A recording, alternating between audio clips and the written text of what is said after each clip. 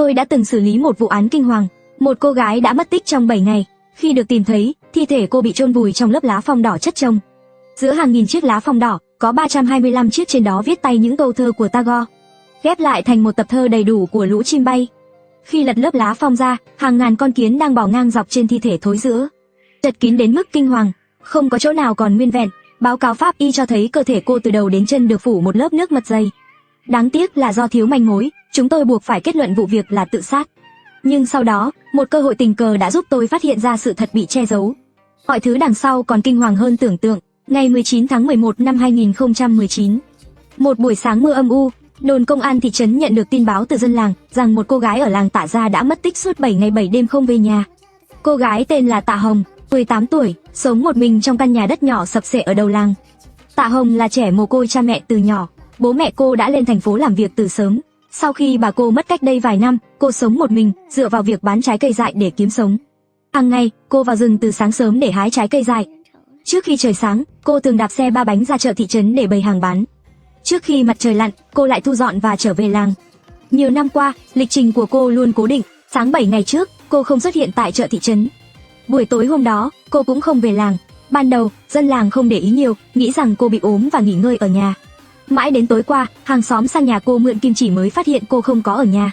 Cửa nhà không khóa, quần áo trên dây phơi đã phủ đầy mạng nhện, những con gà trong lồng đều đã chết đói. Mọi người lúc này mới nhận ra có điều gì đó bất thường. Tìm khắp nơi nhưng không thấy cô đâu. Sáng sớm hôm sau, họ lên thị trấn để báo cảnh sát. Lúc này, đã gần 8 ngày trôi qua kể từ lần cuối có người nhìn thấy Tạ Hồng. Do cô mất tích đã lâu và có khả năng gặp nguy hiểm, đồn công an thị trấn ngay lập tức chuyển vụ án cho đội hình sự của chúng tôi. Đội trưởng ngay lập tức ra lệnh, một mặt kiểm tra camera giám sát, thăm hỏi quan hệ xung quanh.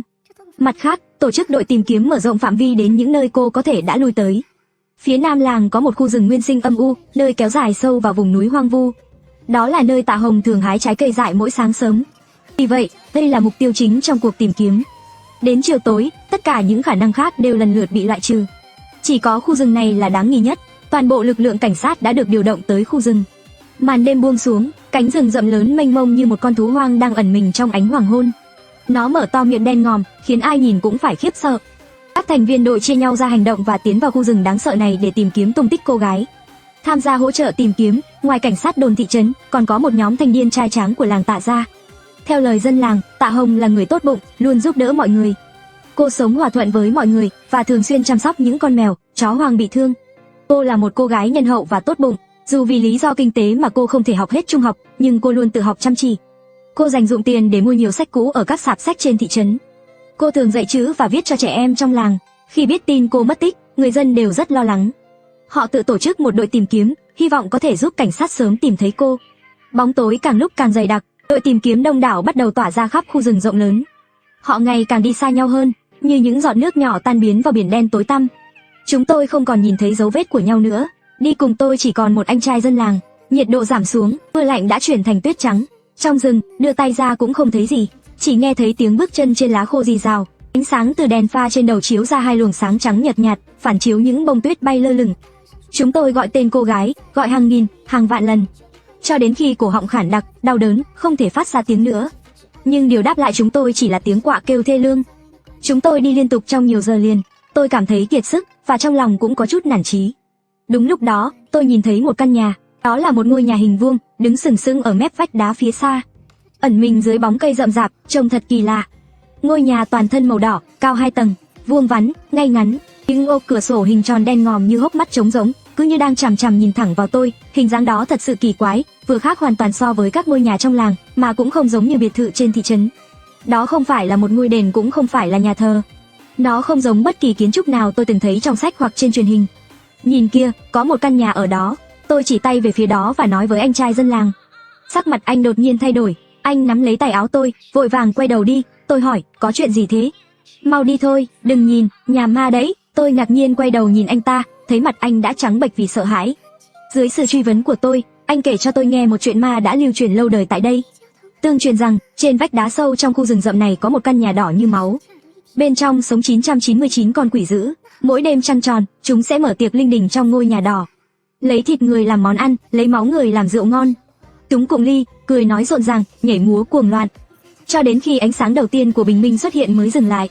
Bất kỳ ai tiếp cận ngôi nhà này vào ban đêm đều sẽ chết thảm, xác không toàn vẹn. Ở làng Tạ Gia, câu chuyện này ai cũng biết. Anh dân làng nói rằng, khi còn nhỏ, bà anh thường dùng câu chuyện này để dọa anh. Bà thường nói với anh, nếu cháu không nghe lời, bà sẽ ném cháu vào nhà đỏ để nuôi quỷ. Không chỉ ở làng Tạ Gia, mà cả thị trấn đều lớn lên với câu chuyện này. Vì thế, ngôi nhà đỏ trong rừng được coi là điều cấm kỵ.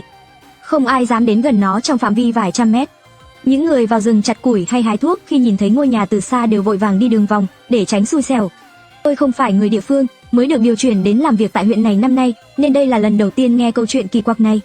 Anh à, đây đều là mê tín thôi, trên đời này làm gì có ma quỷ. Tôi nói, chúng ta nên đến đó tìm thử, biết đâu Tạ Hồng đang ở trong đó. Tôi nghĩ có thể cô ấy bị thú hoang rượt đuổi, hoặc là trời lạnh quá nên đã chui vào ngôi nhà đó để lẩn trốn tạm.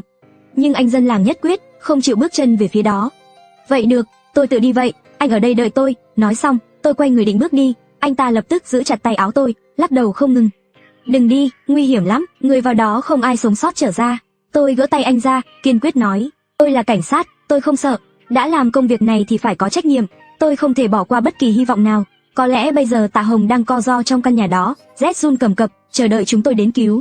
Tôi bước về phía căn nhà đỏ, vách đá không quá cao, khoảng 5-6 mét. Tôi dùng cả tay và chân, dựa vào ánh đèn pha, leo lên bằng những tảng đá nhô ra và dây leo. Từng bước một, tôi leo lên được đỉnh vách đá. Căn nhà đỏ giờ đã gần ngay trước mắt, nhìn chằm chằm xuống tôi. Nó toát ra một áp lực vô hình mạnh mẽ, khiến tôi bất giác rùng mình. Ngôi nhà không có cửa, cũng không có cửa sổ, bốn phía đều thông thoáng. Vị trí cửa chính là một lỗ tròn đen ngòm, bất cứ ai cũng có thể tự do ra vào.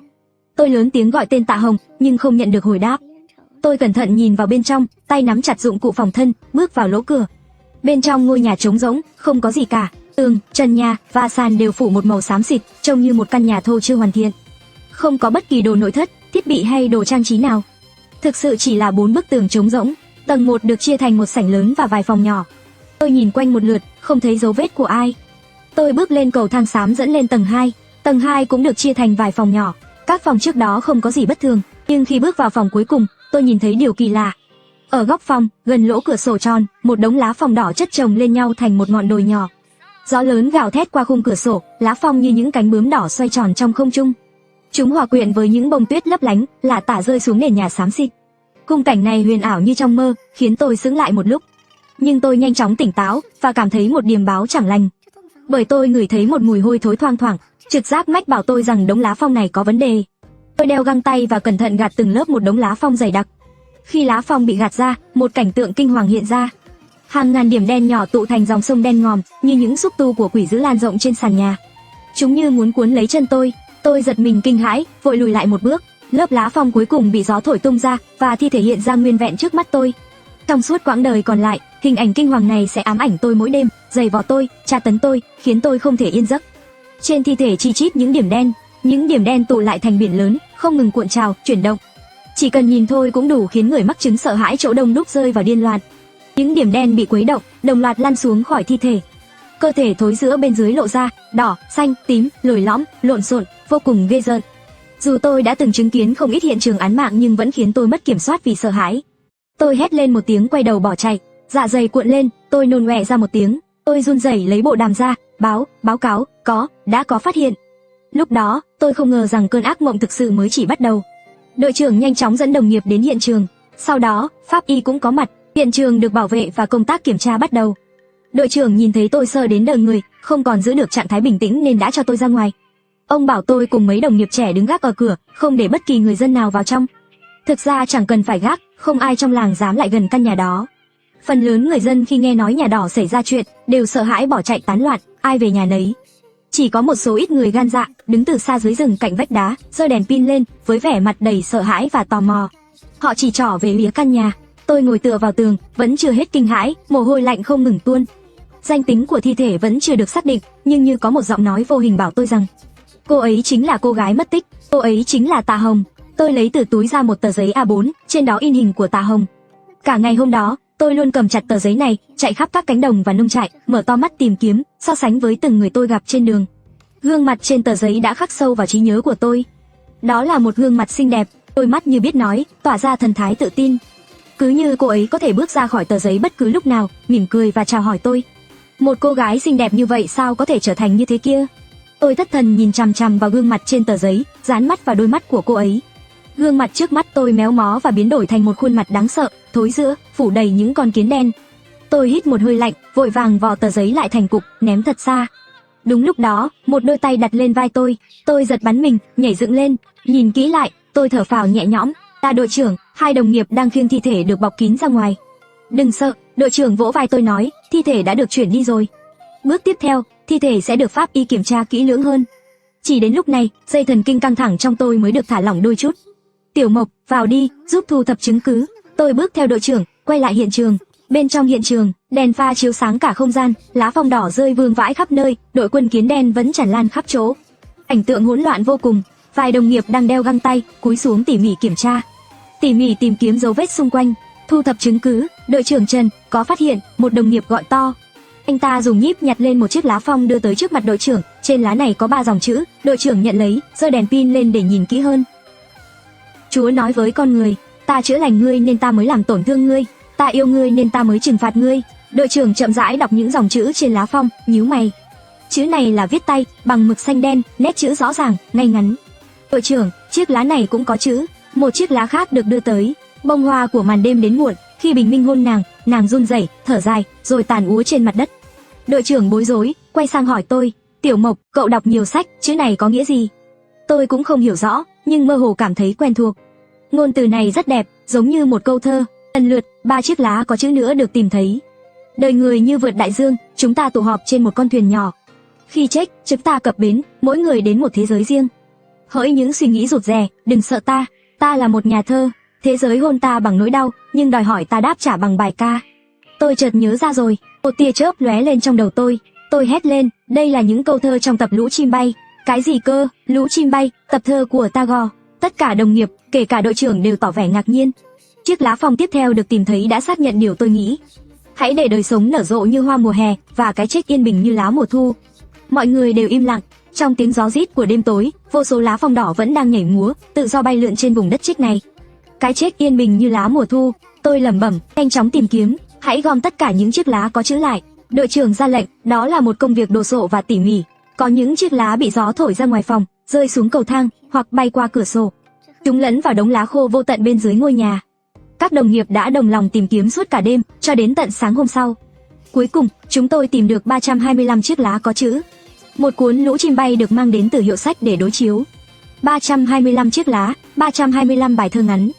So sánh từng dòng, không sai sót một chữ. Tất cả những chữ trên lá phong ghép lại thành một cuốn Lũ chim bay hoàn chỉnh. Trong khi khám nghiệm hiện trường, các công việc khác cũng đang được tiến hành. Đầu tiên là xác định danh tính người chết. Chúng tôi đã trích xuất DNA từ thi thể và so sánh với DNA của mẹ Tạ Hồng đang làm việc ở thành phố. Kết quả xác định quan hệ huyết thống là 99,999%. Đã xác nhận rằng người chết chính là Tạ Hồng, mất tích 7 ngày qua. Tiếp theo là phân tích báo cáo khám nghiệm tử thi. Báo cáo sơ bộ cho thấy thời gian tử vong khoảng 1 tuần trước. Nguyên nhân trực tiếp dẫn đến cái chết là do cắt đứt động mạch cổ, gây mất máu nghiêm trọng. Dựa vào vết cắt, hung khí có thể là một con dao dài khoảng 10 đến 15 cm. Tại hiện trường không tìm thấy hung khí, không phát hiện dấu vết của sự giằng co hay chống cự, không có dấu hiệu bị xâm hại tình dục. Trong cơ thể nạn nhân phát hiện có thành phần của thuốc, suy đoán rằng nạn nhân có thể đã bị bỏ thuốc và mất ý thức, sau đó bị sát hại một cách tàn nhẫn. Điều kỳ lạ là trên bề mặt thi thể lại phủ đầy một lớp mật ong đặc quánh. Mật ong được pha từ hỗn hợp mật ong, siro đường, sữa và nước trộn lẫn với nhau. Chính lớp mật ngọt này đã thu hút quá nhiều côn trùng đã gặm nhấm thi thể, khiến toàn bộ cơ thể không còn một chỗ lành lặn. Tôi siết chặt nắm tay, lòng căm thù nào đã khiến hung thủ tàn nhẫn hành hạ một cô gái 18 tuổi đến mức này. Tình hình được báo cáo về cục ra lệnh phải phá án càng sớm càng tốt, tránh gây ra ảnh hưởng tiêu cực cho xã hội. Nhưng mọi chuyện không như ý muốn. Việc điều tra vừa mới bắt đầu đã gặp bế tắc. Những điểm bất thường khiến chúng tôi như rơi vào màn sương mờ. Thứ nhất, hung thủ không để lại bất kỳ dấu vết nào. Dấu chân trên sàn ngoài của cảnh sát chỉ có của nạn nhân. Hung thủ không để lại một dấu chân nào, không có dấu vân tay, chất dịch cơ thể hay tóc. Điều này gây khó khăn cực lớn cho việc điều tra. Điều kỳ lạ là căn nhà đầy bụi bặm, bụi phủ dày đặc trên sàn nhà. Đi lại trên nền này chắc chắn sẽ để lại dấu chân. Nếu nói rằng hung thủ đã xóa hết dấu chân, nếu vậy thì chắc chắn bụi cũng sẽ bị lau sạch. Thế nhưng bụi trên sàn nhà phân bố rất đều, không phát hiện dấu hiệu nào bị lau chùi. Hơn nữa, qua kiểm tra, những lớp bụi này được tích tụ tự nhiên qua nhiều năm, không có khả năng bị làm giả trong thời gian ngắn. Điều này có nghĩa là hiện trường chưa bị dọn dẹp. Vậy thì dấu vết của hung thủ đã biến đi đâu? Hắn hoặc cô ta đã di chuyển thế nào? Chẳng lẽ có thể bay lên không trung? Thứ hai, dấu chân của nạn nhân phân bố rất kỳ quặc. Sàn tầng 1 để lại nhiều dấu chân kỳ lạ, xoay tròn, vặn vẹo, sang trái, sang phải, nhón chân, dậm chân. trông như đang khiêu vũ. Qua phân tích dấu chân, chúng tôi xác định tất cả đều là dấu chân của Tạ Hồng. Chúng tôi đã mời chuyên gia hỗ trợ phân tích. Chuyên gia nhận định đây là một điệu nhảy vô, dựa vào dấu chân, bước nhảy khá vụng về. Tạ Hồng không có bạn nhảy, cô ấy nhảy đôi một mình với không khí. Cảnh tượng này thật khó tưởng tượng, tại sao cô ấy lại làm như vậy? Thứ ba, 325 bài thơ ngắn của Tagore viết trên lá phong qua giám định chữ viết, tất cả đều do Tạ Hồng viết tay. Dựa trên vết mực, thời gian viết khoảng 1 tuần trước. Gần như trùng với thời điểm cô ấy bị sát hại. Tại nhà nạn nhân, chúng tôi tìm thấy nhiều tập thơ của Tagore và một quyển sổ chép đầy các câu thơ. Trong nhật ký, cô từng viết rằng mình cuồng yêu thơ Tagore. Tại sao cô ấy lại chép lũ chim bay lên lá phong? Sau khi bị sát hại, những lá phong này lại phủ lên thi thể của cô. Tất cả điều này khiến chúng tôi không tài nào lý giải được. Cùng lúc đó, cuộc điều tra về camera giám sát và các mối quan hệ xã hội cũng hoàn toàn bế tắc. Ngôi nhà đỏ này là một căn nhà bỏ hoang cũ nát.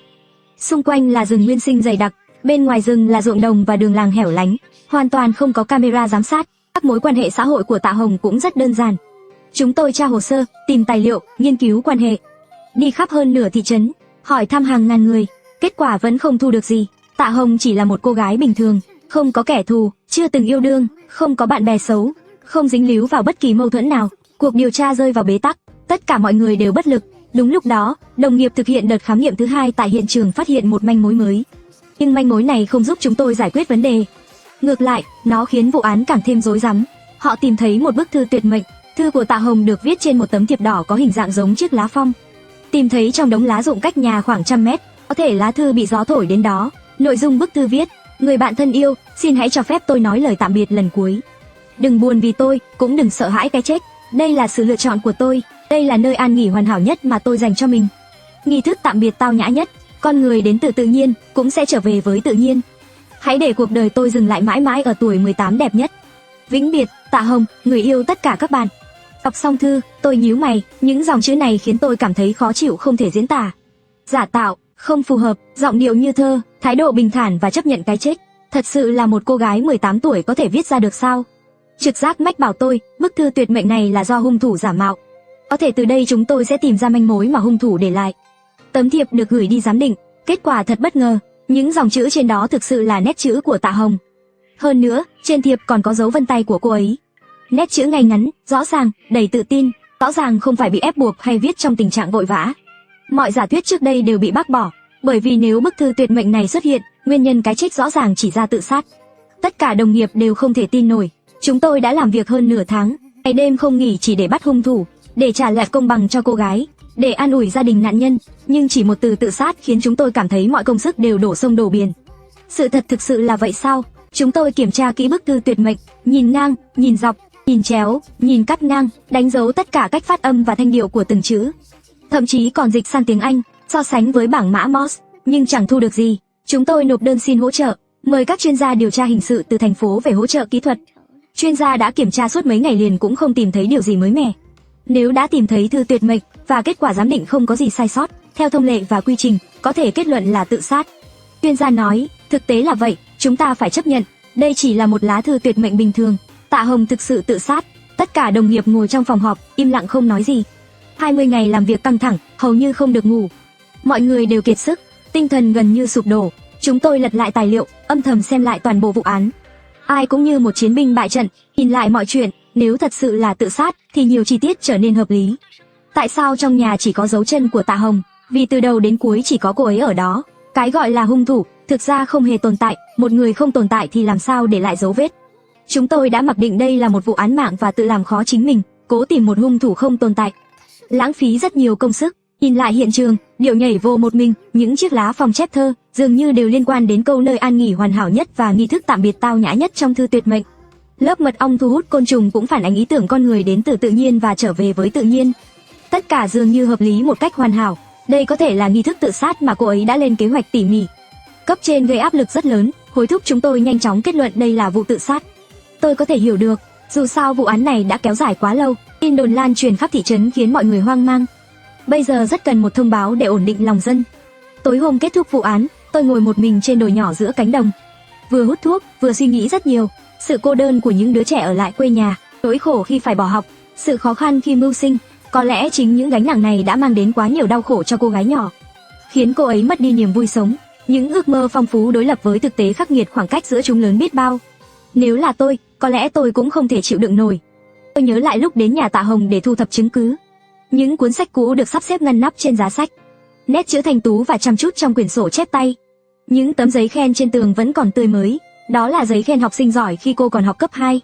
Những bức tranh màu sáp đó, nét vẽ ngây thơ, từng đường nét phác họa nên những tưởng tượng về thành phố lớn. Sự khao khát thế giới bên ngoài, tôi thấy mắt mình nhòe đi, đưa tay lau khóe mắt. Lúc này, một bàn tay đặt lên vai tôi, quay lại, tôi thấy đó là đội trưởng Trần. Tôi vội lau nước trên mặt, đội trưởng ngồi xuống bên cạnh tôi đưa cho anh ấy một điếu thuốc. Anh châm thuốc, nhìn qua làn khói thuốc về cánh đồng hoang vắng, ánh mắt đầy suy tư. Sau khi trò chuyện vài câu, anh ấy đột nhiên nói, Tiểu Mộc, cậu thực sự tin rằng Tạ Hồng tự sát sao? Đội trưởng Trần, dù tôi tin hay không cũng chẳng quan trọng nữa. Thư tuyệt mệnh đã rõ ràng như thế rồi. Đội trưởng lắc đầu, vậy để tôi hỏi cậu, cô ấy dùng gì để tự sát? Anh nói, tôi suy nghĩ một chút rồi đáp, báo cáo khám nghiệm tử thi có viết, một con dao găm, dài 10 đến 15 cm. Được rồi, cô ấy tự sát bằng dao găm, vậy con dao đâu rồi? Tôi sững người, như có tiếng sét vang dội trong đầu. Đúng vậy, con dao đâu rồi? Tại hiện trường chúng tôi không tìm thấy hung khí gây chết người. Ban đầu chúng tôi cho rằng hung thủ đã mang dao đi. Nhưng nếu không có hung thủ, thì con dao đâu? Có thể là sau đó có ai đó vào nhà và tiện tay mang dao đi. Tôi nói xong, chính tôi cũng thấy điều đó không thể xảy ra. Vậy thì dấu chân của người đó đâu? Đội trưởng nói, đúng vậy, hoàn toàn không có dấu chân nào cả. Mọi chuyện lại quay về điểm xuất phát. Tự sát vốn không hợp lý. Nếu cô ấy tự sát, con dao chắc chắn phải nằm trên tay cô ấy. Một người tự dùng dao cứa cổ không thể tìm chỗ giấu dao rồi mới nằm xuống mà trích được. Tôi bật dậy lớn tiếng nói, chúng ta nên báo cáo điều này với cấp trên. Đội trưởng thở dài, cậu nghĩ cấp trên không biết sao? Tôi sững người, tôi đã trình bày hồ sơ chi tiết từ lâu rồi. Họ không ngốc, họ còn rõ hơn chúng ta. Tiểu Mộc, có rất nhiều chuyện chúng ta không thể kiểm soát được. Kết án hay không, kết án thế nào, không phải do tôi quyết định. Đội trưởng dụi tắt điếu thuốc, đút tay vào túi áo, cúi đầu bước đi. Tôi nhìn theo bóng dáng anh xa dần, từng bước chìm vào màn đêm u tối. Phải rồi, hoặc là một vụ tự sát bình thường, hoặc là một vụ án bí ẩn không thể phá giải. Và lựa chọn đầu tiên là kết cục tốt hơn. Cảm giác bất lực thấm vào từng tế bào cơ thể tôi. Vụ án ngôi nhà đỏ trở thành một nút thắt trong lòng tôi, một câu hỏi không có lời giải. Nhưng theo thời gian, công việc của tôi ngày càng bận rộn. Hết vụ án này đến vụ án khác nối tiếp nhau khiến tôi không còn thời gian để nghĩ lại chuyện đó. Cho đến một năm sau, một tin đồn về ma quỷ bất ngờ xuất hiện. Điều này thu hút sự chú ý của tôi. Thời điểm đó, tin đồn lan truyền khắp nơi. Người ta nói rằng hai dân làng ở thôn Tạ Gia đã thấy ma trong căn nhà đỏ giữa rừng rậm. Và con ma đó chính là cô gái Tạ Hồng, người đã chết cách đây 1 năm. Tin tức nhanh chóng lan khắp thị trấn, thậm chí còn đến cả huyện lỵ. Ai cũng nói rằng sau khi chết, Tạ Hồng đã trở thành một oan hồn và trú ngụ trong ngôi nhà đỏ. Ban đầu, tôi chỉ cười nhạt, nghĩ rằng đây chỉ là chuyện bịa đặt vô vị. Nhưng khi tin đồn ngày càng lan rộng và càng lúc càng kỳ quái, tôi bắt đầu nghi ngờ và quyết định điều tra thử, xem rốt cuộc chuyện này là thế nào. Một buổi chiều sau khi tan làm, tôi bắt xe đến thôn Tạ Gia, hỏi thăm về chuyện ma quái. Dân làng kể cho tôi đầu đuôi câu chuyện. Hóa ra, trong làng có một đôi trẻ yêu nhau lén lút không cho bố mẹ biết. Một đêm nọ, họ hẹn gặp nhau trong rừng rậm. Lúc đó đã quá nửa đêm, rừng vắng tanh không bóng người. Nhưng họ vẫn chưa hoàn toàn yên tâm, nên chọn một nơi an toàn tuyệt đối. Ngôi nhà đỏ được người dân xem là vùng cấm, không ai dám lại gần. Đôi trẻ này tuy cũng sợ, nhưng dưới sức mạnh của hormone, họ gạt bỏ nỗi sợ. Bất chấp tất cả, họ nắm tay nhau tiến vào rừng phong sau nhà đỏ. Họ nằm trên đống lá rụng, ôm hôn nhau say đắm. Mải mê trong tình yêu, cả hai không nhận ra ngôi nhà đỏ bỗng sáng lên ánh đèn màu vàng nhạt. Chàng trai nhận ra điều bất thường đầu tiên, giật mình kinh hãi. Anh vội đẩy cô gái ngẩng đầu nhìn lên và bất ngờ hét lên một tiếng chói tai. Chàng trai cũng hét toáng lên, sợ đến mức suýt ngất. Vì ngay khi họ nhìn lên, một cái đầu phụ nữ xuất hiện ở cửa sổ. Người phụ nữ đó rõ ràng là Tạ Hồng, người đã chết 1 năm trước. Cả hai hoảng loạn bỏ chạy, quần áo cũng không kịp mặc. Họ trần truồng chạy về làng, vừa chạy vừa la hét mama. Nhiều người thức khuya hoặc dậy sớm đã thấy bộ dạng thảm hại của họ. Nghe nói cô gái sợ hãi đến mức ngất xỉu mấy ngày. Tỉnh dậy thì trở nên thần trí không ổn định, tự nhốt mình trong phòng, không gặp ai. Còn chàng trai thì cố gắng giữ bình tĩnh. Cậu trai bị trưởng thôn gọi đến nói chuyện và thành thật kể lại mọi chuyện. Trong làng, tin đồn lan nhanh như gió. Chuyện này nhanh chóng trở thành đề tài nóng hổi. Nghe xong câu chuyện của dân làng, tôi lập tức đến nhà cậu trai đó. Gõ cửa, hỏi han về sự việc thật sự. Cậu ta chỉ lên trời thề với tôi, người tôi nhìn thấy chính là Tạ Hồng. Hoàn toàn chính xác, nếu tôi nói dối tôi sẽ bị trời đánh, không được trách tử tế. Dáng vẻ của cậu ta không giống như đang nói dối. Tùy cậu thấy trông thế nào? Tôi hỏi. Cô ấy mặc đồ đỏ, tóc xõa rối bù, mắt trợn trừng, nhìn tôi cười quái dị. Mẹ kiếp, đáng sợ kinh khủng. Tôi gãi cằm, chìm vào suy nghĩ. Dù cậu ta thấy gì đi nữa, thì chắc chắn đó không phải Tạ Hồng. Tôi chắc chắn 100% rằng Tạ Hồng đã chết. Lúc trước, chúng tôi đã tiến hành giám định kỹ càng thi thể. Đó chính là Tạ Hồng. Mọi thứ có thể lừa dối, nhưng kết quả giám định thì không. Trên đường về nhà, và cả khi tắm xong nằm trên giường, tôi vẫn đắm chìm trong những suy nghĩ hỗn độn. Nhiều hình ảnh lướt qua đầu tôi như một thước phim. Đêm mà chúng tôi tìm thấy thi thể của Tạ Hồng, người dân trong làng đi cùng tôi đã kể một câu chuyện truyền thuyết lâu đời của địa phương. Tôi nhớ nội dung đại khái. Trong ngôi nhà đỏ giữa rừng sâu có 999 oan hồn trú ngụ. Mỗi khi trăng tròn, những oan hồn lại tụ tập trong ngôi nhà đỏ, ăn thịt người, uống máu người. Cạn ly, đổi chén, cười nói vui vẻ, điên cuồng nhảy múa. Mãi cho đến khi ánh sáng đầu tiên của bình minh xuất hiện mới dừng lại. Tôi từ trước đến giờ luôn xem thường mê tín, nên lúc đó không để ý nhiều. Giờ đây khi nghĩ lại, tôi đột nhiên cảm thấy có gì đó kỳ lạ. Tôi mở điện thoại, xem lịch, ngày Tạ Hồng mất tích là ngày 11 tháng 11 năm ngoái. Dưới con số 11 có đánh dấu màu đỏ số 15. Đó là ngày rằm tháng 10 âm lịch, đêm trăng tròn, tim tôi bỗng đập mạnh. Tôi vội lật lịch về năm nay, ngày hai đứa trẻ gặp ma là cuối tháng trước, 31 tháng 10. Rằm tháng 9 âm lịch, cũng là đêm trăng tròn, mồ hôi lạnh chảy ròng ròng trên trán tôi. Sao lại có sự trùng hợp như vậy? Chỉ là trùng hợp thôi sao? Cho đến lúc này, tôi mới nhận ra rằng những mê tín ở nông thôn có thể ẩn giấu điều gì đó phía sau. Khi điều tra vụ Tạ Hồng năm ngoái, chúng tôi có thể đã bỏ sót điều gì quan trọng. Sự trùng hợp của đêm trăng tròn khiến tôi nghi ngờ, nhưng lúc đó tôi đang bận theo dõi một vụ án lớn, không có thời gian để làm thêm. Tôi định khi giải quyết xong vụ đó sẽ báo cáo với đội trưởng và bàn bạc thêm. Nhưng không ngờ chỉ sau một tuần, lại xảy ra chuyện rùng rợn. 4 cậu bé nông thôn rủ nhau đến ngôi nhà đỏ chơi trò thám hiểm. Kết quả, 3 người mất tích, chỉ có một người chạy về được làng. Cậu bé chạy về làng với đôi mắt lác, nước dãi chảy ở khóe miệng, hoàn toàn trở thành một đứa trẻ ngớ ngẩn. Hỏi cậu bé đã xảy ra chuyện gì, cậu chỉ tay về phía khu rừng, cười khúc khích không ngừng. Một chữ cũng không nói được. Nghe về sự việc này, tôi không thể ngồi yên. Sáng hôm đó, vừa thức trắng đêm xử lý vụ án, chưa kịp chợp mắt, tôi đã chạy thẳng đến ngôi làng đó, tìm hiểu về vụ mất tích của bọn trẻ. Trong 4 đứa trẻ, đứa lớn nhất chỉ mới 13 tuổi, đứa nhỏ nhất mới 9 tuổi. Chúng đều là những tiểu bá vương nổi tiếng trong làng, không sợ trời, không sợ đất. Truyền thuyết về ngôi nhà đỏ đã khiến chúng háo hức từ lâu, muốn thử sức mình. Hồn ma của Tạ Hồng càng kích thích trí tò mò của chúng. Vì vậy, lập một kế hoạch thám hiểm, dự định vào đêm trăng tròn tiếp theo, bí mật ghé thăm ngôi nhà đỏ. Ban đầu, chúng còn rủ thêm những đứa trẻ khác trong làng, nhưng không ai dám tham gia, đều bỏ cuộc vào phút cuối. Cuối cùng chỉ còn lại 4 tiểu bá vương cùng đi. Đêm đó là ngày 29 tháng 11, rằm tháng 10 âm lịch. Trăng tròn sáng vằng vặc treo trên đỉnh ngọn cây. Chúng vui vẻ, mang theo ná cao su, phi tiêu, súng đồ chơi và một con gà con, nhảy nhót tiến vào khu rừng. Tôi đã cố cản chúng lại, nhưng chúng không chịu nghe, còn chửi tôi là đồ nhát gan. Một đứa trẻ trong làng, mặt mũi đầy vẻ lo sợ, kể lại cho tôi những gì đã xảy ra trước đó. Sau đó, tôi tìm gặp đứa trẻ duy nhất chạy thoát. Nhưng đúng như lời đồn, cậu bé đó đã trở thành một đứa ngớ ngẩn. Thần trí không còn minh mẫn. Tôi không moi được một lời nào từ cậu bé. Dân làng nói rằng cậu bé đã gặp ma, cần mời thầy chùa làm phép để cứu. Còn 3 đứa trẻ mất tích kia, họ hoàn toàn không còn hy vọng. Tất cả những ai bị nuốt chửng bởi ngôi nhà đỏ đều không bao giờ quay trở lại. Từ xưa đến nay vẫn luôn là vậy. Cha mẹ của bọn trẻ khóc lóc thảm thiết và tổ chức lễ tang cho chúng. Họ chấp nhận số phận tàn nhẫn mà trời đã định. Họ không báo cảnh sát, thậm chí còn từ chối sự can thiệp của công an. Lý do là những hồn ma trong ngôi nhà đỏ không thể trêu chọc. Họ sợ bị ma quái trả thù, làm hại cả gia đình. Sau khi về đội, tôi báo cáo những gì mình đã biết cho đội trưởng, yêu cầu đội cử lực lượng tìm kiếm bọn trẻ mất tích. Đội trưởng chỉ im lặng, không tỏ ý kiến. Một đồng nghiệp thân thiết nói riêng với tôi, người ta còn không báo án, cậu lo chuyện bao đồng làm gì?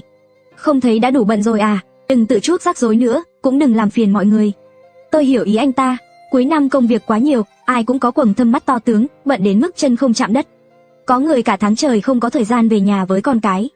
Nhưng tôi không muốn dừng lại, nếu đội không điều tra, tôi sẽ tự mình điều tra. 3 đứa trẻ mất tích ở đâu? Cặp đôi trẻ đã thấy gì? Tạ Hồng thực sự đã chết như thế nào? Bất kể trong ngôi nhà đỏ có bí ẩn gì, tôi nhất định phải điều tra đến tận cùng. Không tìm ra sự thật, tôi không thể ngủ yên. Sau khi xử lý xong vụ án hiện tại, tôi đã xin nghỉ phép vì lý do sức khỏe. Tôi dành toàn bộ tâm trí cho vụ ngôi nhà đỏ. Mỗi đêm khuya, tôi lẻn vào khu rừng đó, leo lên vách đá, lượn quanh rừng phong, lục lọi khắp trong ngoài ngôi nhà đỏ. Tôi quan sát kỹ lưỡng, nhưng nhiều đêm liền không phát hiện điều gì khác thường. Cho đến 1 tháng sau, cuối cùng, chuyện lạ đã xảy ra. Ngày 29 tháng 12, rằm tháng 11 âm lịch, tôi đã chứng kiến điều suốt đời không thể quên.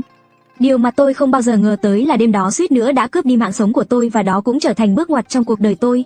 Rằm tháng 11, lúc nửa đêm 1 giờ, tuyết rơi dày trắng xóa. Đêm đó lẽ ra là đêm trăng tròn, nhưng vì thời tiết, mặt trăng bị mây che khuất. Tối nay liệu có điều kỳ lạ xảy ra?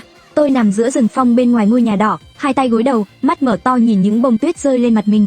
2 tháng trước, cặp đôi trẻ đã nằm đây và nhìn thấy Tạ Hồng đã chết. 1 tháng trước, 4 cậu bé vào đây thám hiểm, 3 người mất tích, 1 người trở thành ngớ ngẩn. 1 năm trước, Tạ Hồng đã tự sát ở đây, để lại một bí ẩn cái chết chưa có lời giải. Có lẽ mọi câu trả lời sắp được hé lộ. Trong lòng tôi tràn ngập suy nghĩ, nhưng vì đã quá lâu không được ngủ ngon, nằm đó một hồi, tôi ngáp liên tục và bất giác chìm vào giấc ngủ. Khi tỉnh dậy, tôi đã chứng kiến cảnh tượng mà cả đời không quên được. Hoàn toàn bất ngờ, rõ ràng và chân thực. Tôi kinh ngạc đến mức há hốc miệng. Cả 2 tầng của ngôi nhà đỏ, 8 ô cửa sổ đều sáng đèn rực rỡ. Tiếng cười, tiếng ồn ào, tiếng nhạc, tiếng bát đĩa chạm nhau vang lên dồn dập. Mỗi ô cửa sổ đều có những bóng người lay động, lờ mờ và huyền ảo. Tiếng cười sắc nhọn như chuông ngân vang lên rõ ràng, xuyên qua màng nhĩ của tôi. Trong khu rừng đen tối kỳ lạ này, tiếng cười đó ghê rợn như một lời nguyền trách chóc. Như thể có hàng nghìn nữ quỷ cùng hét lên trong đêm. Khoảnh khắc đó, tôi bật dậy hoàn toàn tỉnh táo. Tôi chưa bao giờ tin rằng trên đời có ma. Rốt cuộc là ai đang tụ tập ở đây giữa đêm khuya? Họ đang làm gì? Nỗi kinh hoàng khiến tôi run rẩy từ đầu đến chân. Tôi lấy điện thoại ra, vội vàng nhắn tin cho đội trưởng. Sự tò mò mạnh mẽ đã lấn át lý trí của tôi. Tôi không kiềm chế được, chạy thẳng về phía ngôi nhà đỏ, muốn tận mắt nhìn xem chuyện gì đang xảy ra. Mỗi bước chạy, tim tôi đập mạnh hơn. Những bóng người trong ô cửa sổ vẫn mờ mờ, không rõ ràng, như thể bị che phủ bởi một màn sương mù. Tiếng nhạc ngày càng gần, ánh sáng ngày càng mạnh. Tôi bám vào tường, đưa đầu lên sát một ô cửa sổ, nhưng vẫn không nhìn rõ. Tôi dụi mắt, người dướn lên phía trước, rón rén thò đầu vào bên trong. Và ngay giây tiếp theo, tôi đã nhìn rõ tất cả những bóng người đều dừng lại, quay đầu về phía tôi. Nhìn thẳng vào tôi đã nhìn thấy rõ ràng, tôi đã nhìn rõ hình dạng của chúng. Nỗi sợ chưa từng có trong đời ập đến, như cơn thịnh nộ của thiên tai đánh thẳng vào đầu óc tôi. Tôi cảm thấy từng lỗ chân lông trên cơ thể đều co thắt, từng thớ cơ đều rối loạn, từng tế bào như nổ tung, tim tôi như muốn nhảy ra khỏi miệng, rơi xuống đất và trở nên lạnh giá. Cứ như thể trái tim đó chưa từng thuộc về tôi, chúng không phải là ma, mà là thứ còn đáng sợ hơn ma gấp vạn lần. Cú sốc kinh hoàng khiến tôi hoàn toàn sụp đổ, tôi nghẹn thở, không kịp hít vào, mắt tối sầm lại. Tôi không còn biết gì nữa, rốt cuộc tôi đã nhìn thấy gì? Về sau mọi người đều hỏi tôi hết lần này đến lần khác, nhưng đáng tiếc là tôi đã quên mất. Quên sạch rồi. Khi tỉnh dậy, tôi nằm trên giường bệnh trong bệnh viện. Đội trưởng nói với tôi, ông ấy đã nhận được tin nhắn của tôi và vội vàng chạy đến ngôi nhà đỏ. Nhưng không thấy một bóng người, gọi điện cho tôi cũng không ai bắt máy. Ông ấy tìm kiếm suốt mấy tiếng đồng hồ, mãi đến sáng hôm sau mới tìm thấy tôi. Cậu nằm trong đống lá rụng ở rừng phong, không mảnh vải che thân, không mặc bất cứ thứ gì. Đội trưởng nắm chặt tay tôi, mắt đỏ hoe, ươn ướt. Lần sau đừng làm chuyện liều lĩnh như vậy nữa. Tiểu Mộc, rốt cuộc đã xảy ra chuyện gì? Cậu đã nhìn thấy gì? Ai đã làm cậu ra nông nỗi này? Tôi đau đầu từng cơn, cố gắng nhớ lại, nhưng không thể nào nhớ ra được. Tôi chỉ nhớ mình đã bước về phía ngôi nhà đỏ. Tôi nhớ mình đã thò đầu vào bên trong, nhớ rằng tim mình đập rất nhanh, nhớ rằng tôi đã nhìn thấy một cảnh tượng kinh hoàng. Nhưng rốt cuộc đó là gì? Tôi lại quên mất. Ký ức đột ngột bị cắt đứt, những gì còn lại tôi không biết gì nữa. Tỉnh lại thì đã ở đây rồi. Tôi ôm đầu, tay bấu chặt lấy tóc, gào thét trong cơn giận dữ vì mất trí nhớ. Không sao đâu, đội trưởng vỗ nhẹ vào vai tôi, ân cần nói, đừng vội, cứ từ từ nhớ lại, cậu sẽ nhớ ra thôi. Đáng buồn là, tôi không bao giờ nhớ lại được nữa. Phần ký ức đó như bị một cây kéo cắt rời khỏi não tôi, để lại một khoảng trống mãi mãi. Điều kỳ lạ hơn nữa là, một nỗi sợ hãi kỳ quái đã cắm rễ trong lòng tôi. Tôi bỗng trở nên nhút nhát, sợ hãi nhiều thứ mà không có lý do. Tôi bắt đầu sợ rắn, sợ thêu chữ thập, sợ bàn cờ vây. Tôi sợ những nơi đông người. Khi đứng giữa đám đông, nhìn những khuôn mặt nối nhau, mồ hôi tôi túa ra như tắm, hô hấp khó khăn. Tôi đã trở thành một kẻ hèn nhát. Nửa năm sau, vì không thể tiếp tục làm nhiệm vụ, tôi đã chủ động xin nghỉ việc. Tôi cởi bỏ bộ cảnh phục, tìm một công việc yên ổn, làm nhân viên đánh máy trong một công ty nhỏ. Nhưng tôi vẫn không thể thoát khỏi nỗi sợ hãi. Tôi sợ âm nhạc, sợ ly rượu, sợ tất cả các biệt thự 2 tầng. Tôi sợ nụ cười, sợ hàm răng, sợ người khác nhìn thẳng vào mắt tôi. Thậm chí tôi còn xuất hiện tình trạng hoang tưởng. Nhiều người và sự việc xung quanh tôi đều trở nên bất thường. Ví dụ, tôi gọi điện cho đội trưởng, gọi ông ấy là đội trưởng Trần, nhưng ông ấy nói mình họ Lý. Ví dụ, tôi gửi cho mẹ một thùng cam mà bà thích nhất, nhưng bà lại nói bà chưa từng ăn cam. Tôi nhớ nhầm ngày sinh nhật bạn thân, tôi quên mất màu của hoa hồng, thậm chí bị người khác sửa lại cách viết của nhiều chữ Hán. Cả thế giới đều trở nên kỳ lạ. Tôi bị đưa đến bệnh viện, kết quả chẩn đoán là hoang tưởng, lo âu, trầm cảm và nghi ngờ mắc chứng Alzheimer. Trong thị trấn bắt đầu lan truyền tin đồn mới. Một cảnh sát đi điều tra căn nhà đỏ, khi trở về thì trở thành kẻ ngốc, trẻ tuổi mà đã mắc bệnh mất trí nhớ. Những lời đồn đại, bàn tán khiến tôi không thể chịu đựng nổi. 1 tháng sau tôi rời khỏi thị trấn đó, chuyển đến thành phố C xa xôi để định cư. Tại thành phố C, tôi nghỉ ngơi một thời gian, tích cực điều trị, tìm một công việc mới, bắt đầu một cuộc sống mới. 2 năm sau bệnh tình tôi đã khỏi hẳn, giống như mọi người bình thường trong thành phố, hẹn hò, kết hôn, sinh con, ăn uống, ngủ nghỉ, thăng chức, tăng lương, tiết kiệm tiền mua nhà, bạc tóc, lo lắng vì con cái. Cuộc sống cứ thế bình lặng trôi qua, chớp mắt mà 60 năm đã trôi qua. Năm 2080, tôi đã là một ông lão 87 tuổi. Cơ thể khô héo, răng rụng gần hết, thể lực cạn kiệt, tất cả đều nhắc nhở tôi rằng cuộc đời tôi đã bước vào giai đoạn đếm ngược. Nhưng tôi không cam lòng ra đi như vậy. Trong cuộc đời tôi vẫn còn một góc chưa được lấp đầy, một ký ức quan trọng bị mất. Ký ức là tài sản quý giá nhất của đời người, chứ không phải tiền bạc, quyền lực hay danh vọng. Chỉ khi sắp lìa đời, con người mới hiểu được điều này. Ký ức là thứ duy nhất có thể mang vào quan tài. Chỉ những người già gần đất xa trời mới thấu hiểu điều này. 60 năm trước, vào đêm tuyết rơi của ngày rằm tháng 11 năm 2020, tôi một mình tiến vào căn nhà đỏ trong rừng rậm và mất đi một phần ký ức kỳ lạ. Rốt cuộc tôi đã quên điều gì? Nếu không tìm lại được, tôi sẽ không nhắm mắt xuôi tay. Tôi từ chối để con cháu đi cùng, một mình bắt chuyến bay trở lại thị trấn nhỏ nơi tôi từng làm cảnh sát. Mục đích của tôi là vén màn bí mật của căn nhà đỏ. Nhưng tôi không ngờ rằng chuyến hành trình này không chỉ hé lộ bí mật, mà còn đảo lộn hoàn toàn số phận tôi trước khi lìa đời. 60 năm đã qua, thế sự đổi thay, thời đại phát triển không ngừng, thị trấn nhỏ ngày xưa đã trở thành một đô thị phồn hoa nhộn nhịp. Ngôi làng nhỏ cũng bị thay thế bởi những tòa nhà cao tầng. Tất cả các làng mạc đều đã bị giải tỏa, chỉ còn giữ lại tên gọi mang tính lịch sử. Tôi xuống tàu điện ngầm tại ga thôn Tạ Gia, nhìn vào thế giới đô thị rực rỡ ánh đèn trước mắt, cảm giác hoang mang ùa tới. Xin hỏi, làm thế nào để đến nhà đỏ? Tôi hỏi vài người qua đường, họ đều ngơ ngác, hỏi ngược lại là tòa nhà nào. Chính là căn nhà đỏ ma ám đó. Những người trẻ bật cười, dùng ánh mắt kỳ lạ nhìn tôi. Một người trong số họ nói với tôi, ông già à, thế giới này làm gì có ma? Tôi ngẩn người, hóa ra câu chuyện cổ xưa rốt cuộc cũng bị thất truyền. Tôi dựa vào biển chỉ đường để xác định phương hướng, rồi dựa vào trí nhớ còn sót lại mà đi về phía Nam Sơn. Khi đến vùng núi, tôi phát hiện ra rằng khu rừng nguyên sinh ngày xưa đã bị khai thác gần hết. Thay vào đó là một quảng trường thành phố đẹp đẽ, phía sau là một công viên đất ngập nước rộng lớn. Trên sườn núi, tôi thấy có khu trượt tuyết, cáp treo và những căn biệt thự sang trọng nằm giữa núi non. Thiên nhiên hùng vĩ ngày xưa đã hoàn toàn bị con người thuần hóa. Buổi tối, quảng trường sáng rực đèn hoa, những cô gái hiện đại qua lại tấp nập, trẻ con chơi đùa trên ván trượt. Thời gian thay đổi, cảnh tượng trước mắt khiến tôi cảm thán không thôi. Tôi ngồi xuống ghế dài bên bồn hoa, ngơ ngác nhìn xung quanh, chẳng biết phải làm gì tiếp theo. Xung quanh quảng trường, một hàng màn hình LED đang liên tục phát những đoạn quảng cáo đầy màu sắc. Tôi nhìn lướt qua những hình ảnh trên màn hình, cho đến khi một khung hình thu hút ánh nhìn của tôi. Một ngôi nhà vuông vức hiện lên rõ nét nằm trên vách đá treo leo giữa rừng cây. Ngôi nhà toàn thân sơn đỏ, cao 2 tầng, vuông vức như một khối lập phương. Những khung cửa sổ tròn trông như hốc mắt tối om, như thể đang chằm chằm nhìn tôi. Kiến trúc đó kỳ quái vô cùng. Nó không phải là một ngôi chùa, cũng không phải nhà thờ, không giống bất kỳ kiểu kiến trúc nào tôi từng thấy trên sách báo hay tivi. Tôi phấn khích kêu lên một tiếng rồi bật đứng dậy. Đó là gì? Tôi run rẩy, dùng gậy chỉ về phía tấm biển quảng cáo, hỏi một cô gái vừa nhảy xong điệu múa ở quảng trường. Ông hỏi cái nào? Cô gái hỏi. Ngôi nhà đỏ đó, cô thấy chưa? Ngôi nhà vuông vức với 8 khung cửa sổ tròn. Cái đó á, đó là biệt thự lá đỏ, nhà của ông Lâm đó, ông không biết sao?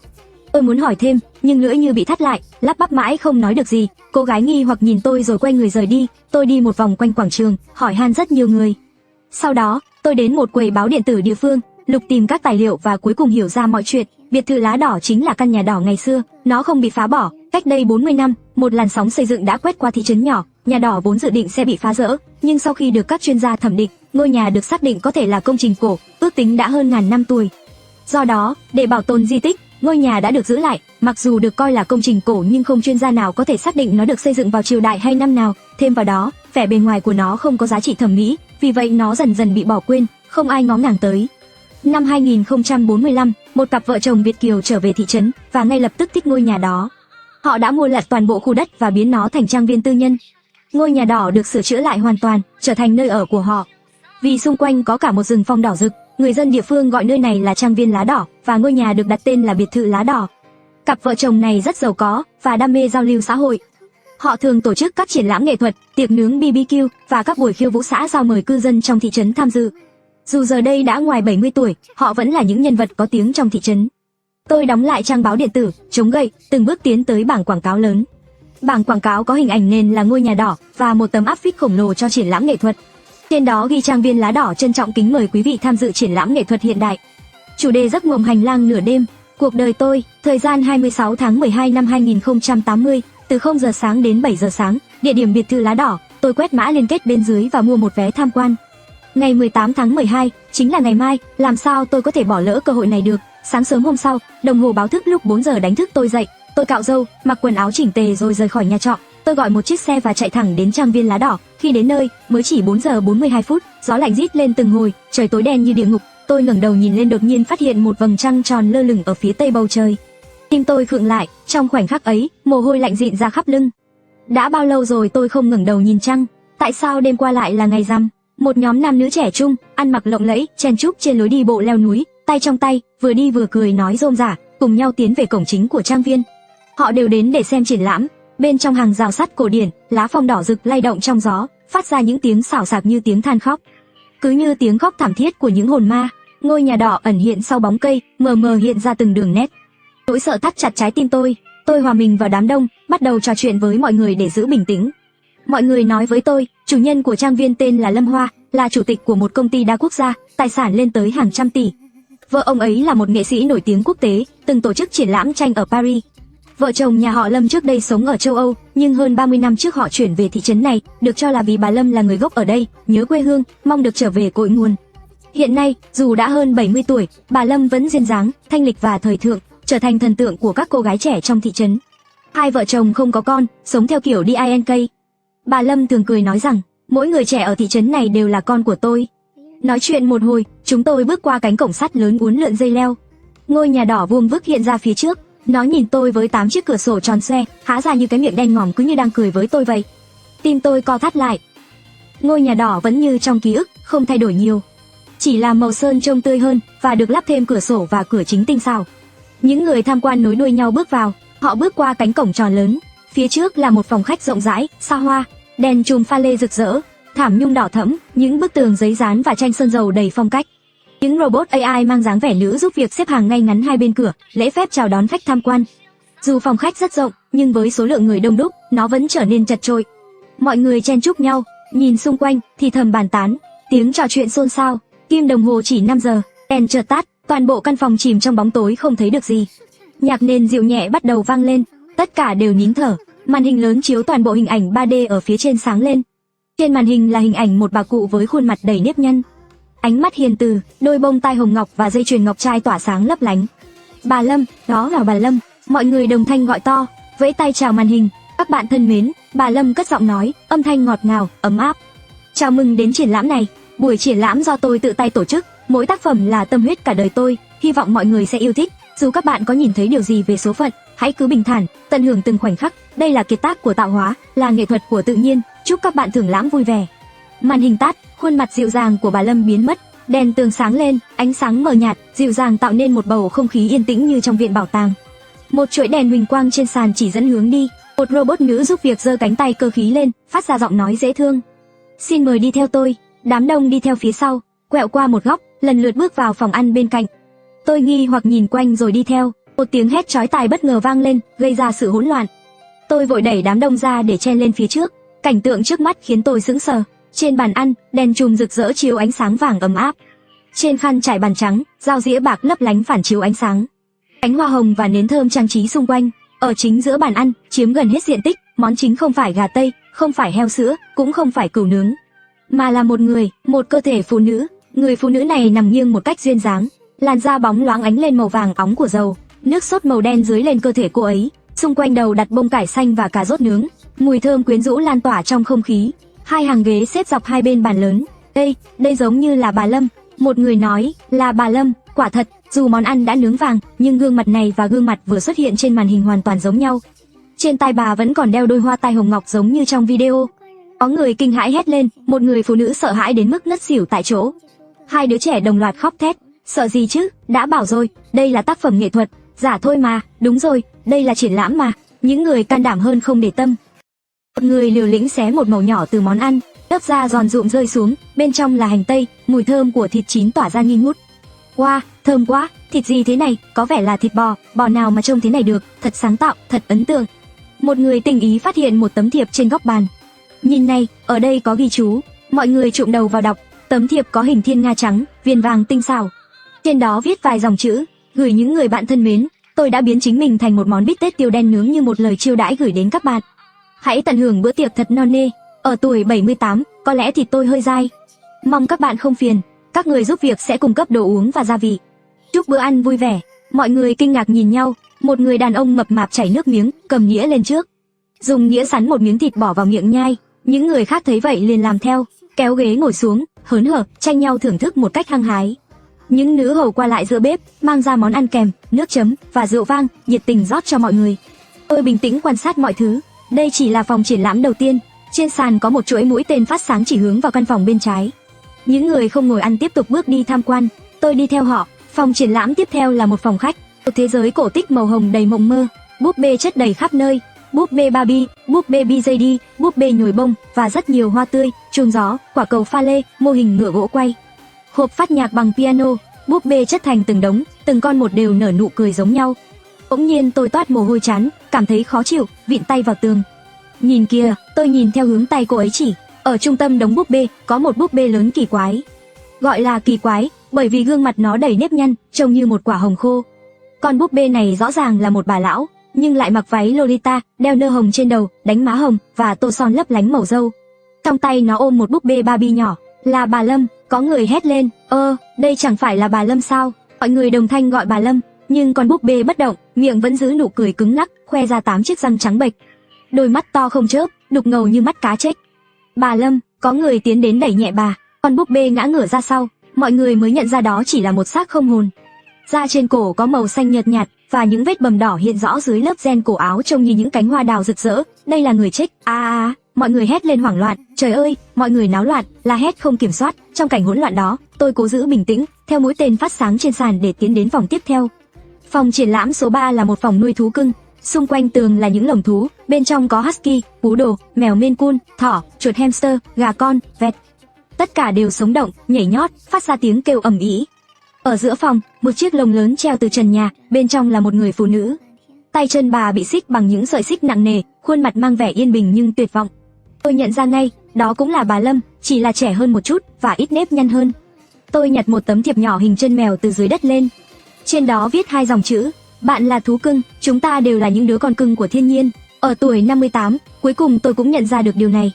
Tôi ném tấm thiệp đi, vội chạy tới phòng triển lãm tiếp theo. Mũi tên phát sáng chỉ lối cho tôi lên tầng 2. Trong các phòng triển lãm trên tầng 2, tôi lại thấy vài cảnh tượng kinh hoàng.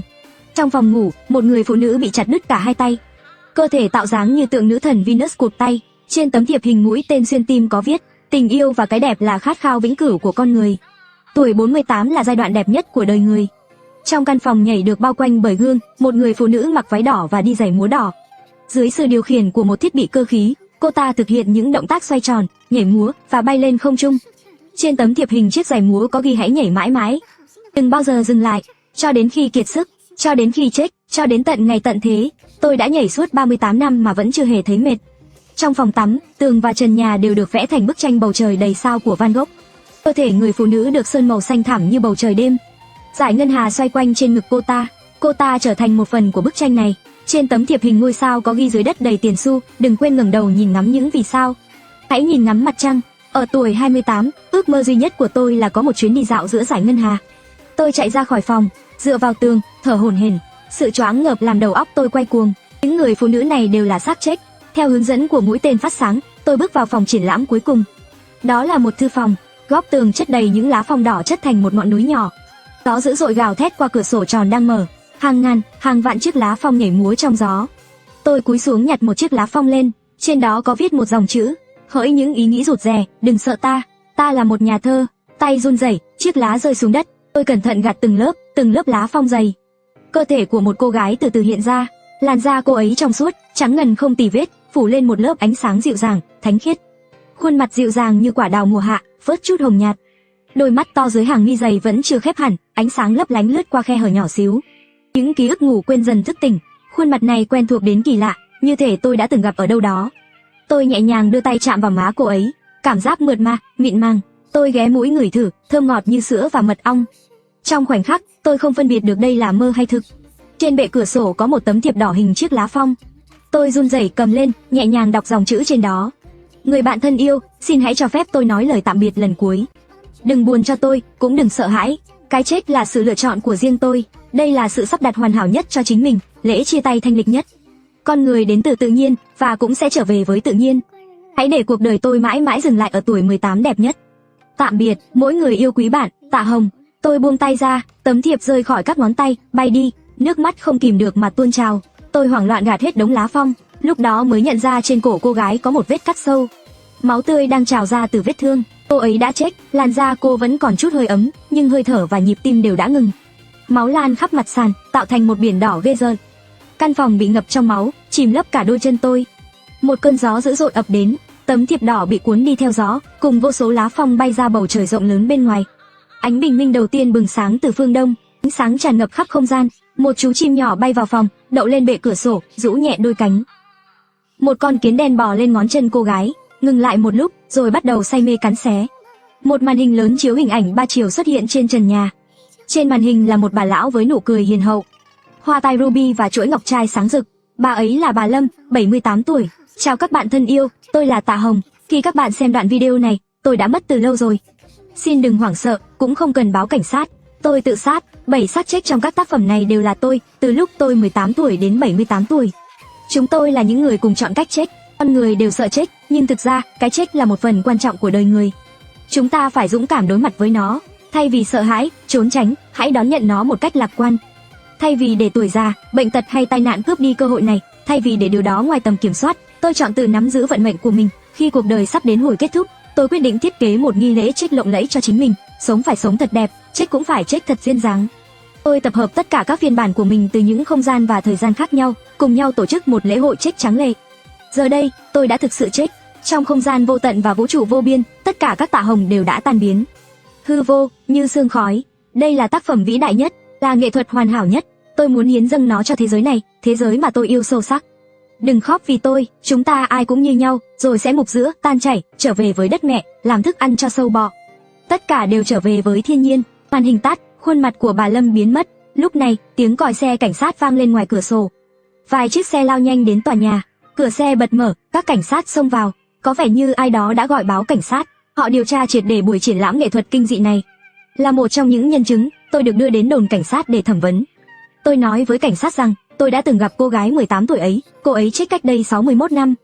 Vụ án đó được kết luận là tự sát. Lúc ấy, tôi là người điều tra vụ án. Tôi từng là cảnh sát ở khu vực này. Cảnh sát trẻ ngẩng đầu lên, nhìn tôi với ánh mắt kỳ lạ.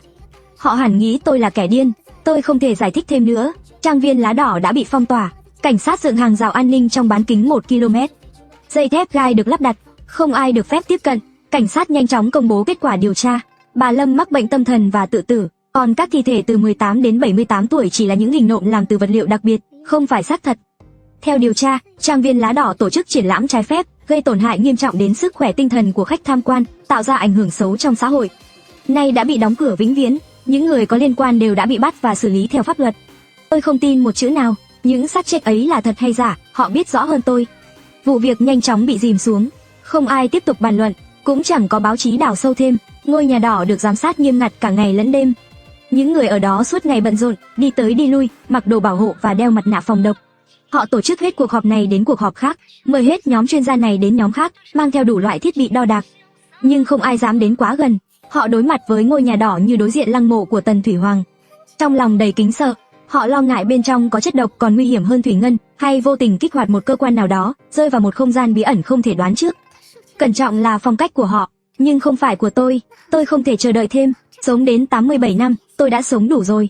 Hoặc tôi sẽ hoàn toàn khám phá bí mật của ngôi nhà đỏ này, hoặc tôi sẽ xuống mồ với những nuối tiếc. Tôi chọn cách đầu tiên. Ngày 24 tháng 1 năm 2081, đêm rằm tháng Chạp âm lịch. 1 giờ sáng, tuyết rơi dày đặc, tôi lách qua khe hở của hàng rào thép gai, bước trên lớp cành khô. Mỗi bước chân tôi in trên mặt tuyết nhưng không phát ra tiếng động. Những người gác chỉ đứng bên ngoài rào thép và lúc này đều ngả ngật buồn ngủ. Họ chẳng dám bước vào đây. Tôi ngồi xổm trong bụi cây, kiên nhẫn chờ đợi. 1 giờ sau, ngôi nhà đỏ bừng sáng ánh đèn. Cả 8 cửa sổ ở 2 tầng đều rực rỡ ánh sáng. Tiếng nói cười, tiếng nhạc, tiếng bát đĩa chạm nhau vang lên từ bên trong. Tôi cúi đầu. 2 giờ 14 phút, tôi bò sát đất tiến tới một ô cửa sổ tròn. Tôi nhẹ nhàng vén rèm, nhìn vào bên trong. Phòng khách sáng rực ánh đèn, đông người đứng khắp nơi. Người thì đánh bài, người thì cười nghiêng ngả, người thì ăn uống, người thì từng đôi nhảy điệu vồ. Tôi nhìn rõ, nhìn rất rõ.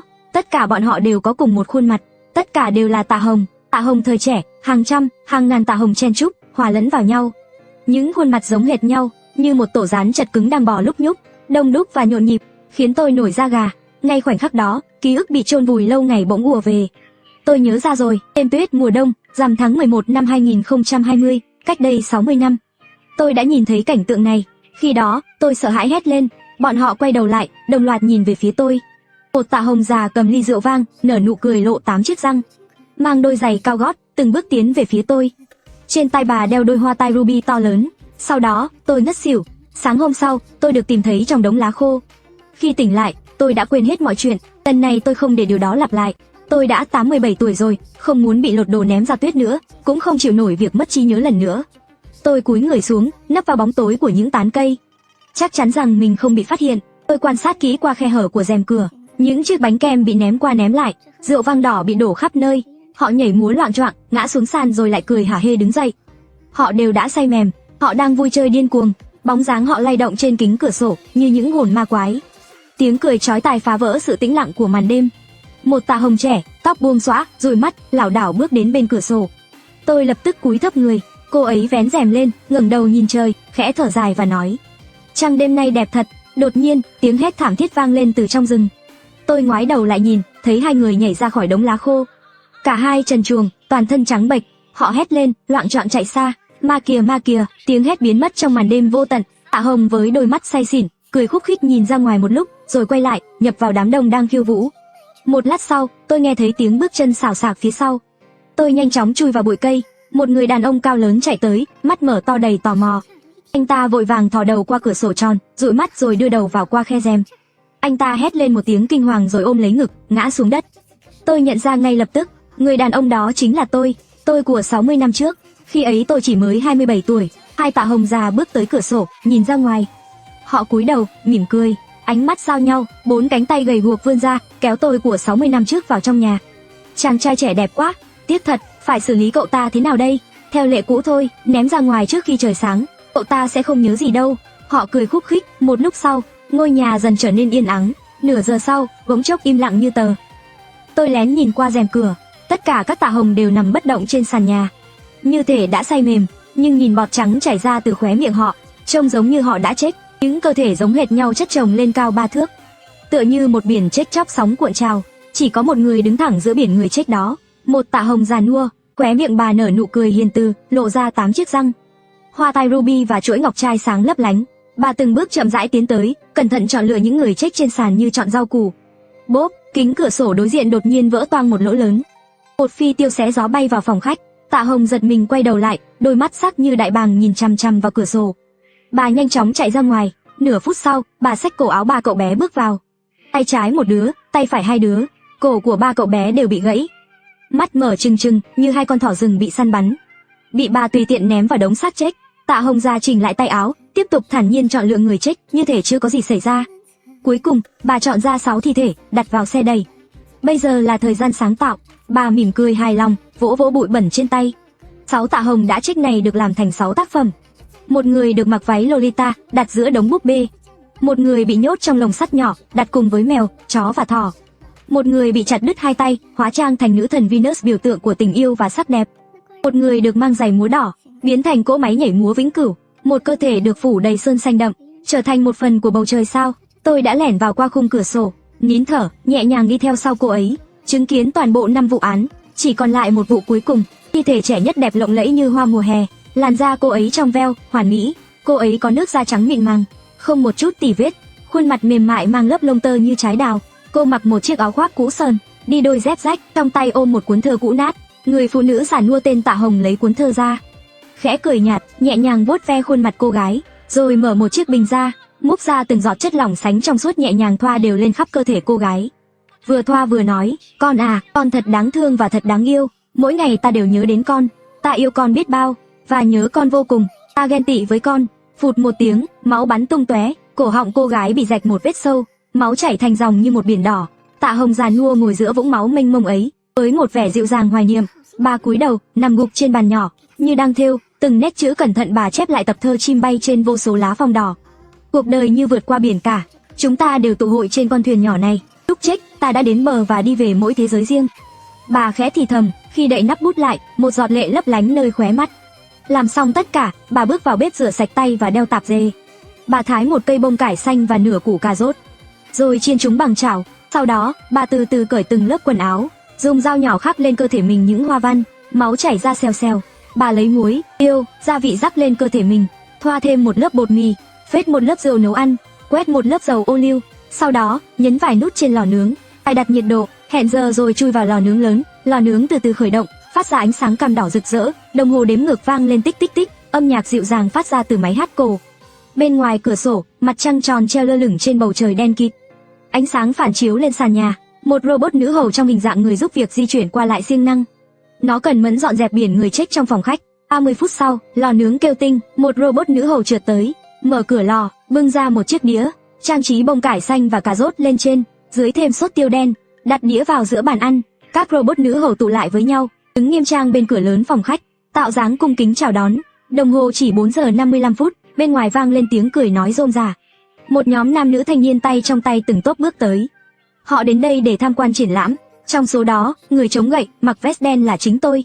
Tôi nấp sau cánh cửa tủ, lấy tay bịt miệng, không dám phát ra âm thanh, ngay cả thở cũng đầy lo sợ. Vài giờ sau, tiếng còi cảnh sát vang lên, cảnh sát xông vào, tôi nhân cơ hội chạy thoát. Tôi không muốn nán lại nơi nguy hiểm này. Tối đó, tôi lên chuyến bay về thành phố C. Những gì tôi muốn thấy, tôi đã thấy. Ký ức đã mất, tôi cũng đã tìm lại. Còn về những điều khác tôi không quan tâm và cũng không muốn biết. Những cảnh tượng giết chóc biến thái đó đã để lại một vết thương tâm lý nặng nề cho tôi. Tôi chỉ muốn trở về ngôi nhà ấm áp của mình ở bên con cháu chơi vài trò chơi, đọc báo buổi tối, ăn bữa cơm nóng mà vợ tôi nấu, tận hưởng niềm vui gia đình. Nhưng khi tôi trở lại thành phố C, tôi phát hiện ra rằng mọi thứ đã tan thành mây khói. Nhà của tôi không còn nữa, vợ tôi cũng không còn, con cháu tôi đều biến mất. Tôi theo số nhà trở về nơi ở, nhưng phát hiện ra đó là nhà của người khác. Tôi gọi vào số của vợ, nhưng chỉ là số không tồn tại. Tôi đến trường mẫu giáo đón cháu trai, cô giáo nói không có đứa trẻ nào tên Mộc Tiểu Nhạc. Tôi đến đồn cảnh sát tra cứu thông tin người thân, nhưng cảnh sát nói tất cả số căn cước tôi cung cấp đều sai. Tôi trừng mắt kinh ngạc, nỗi sợ hãi tột độ khiến tôi run rẩy.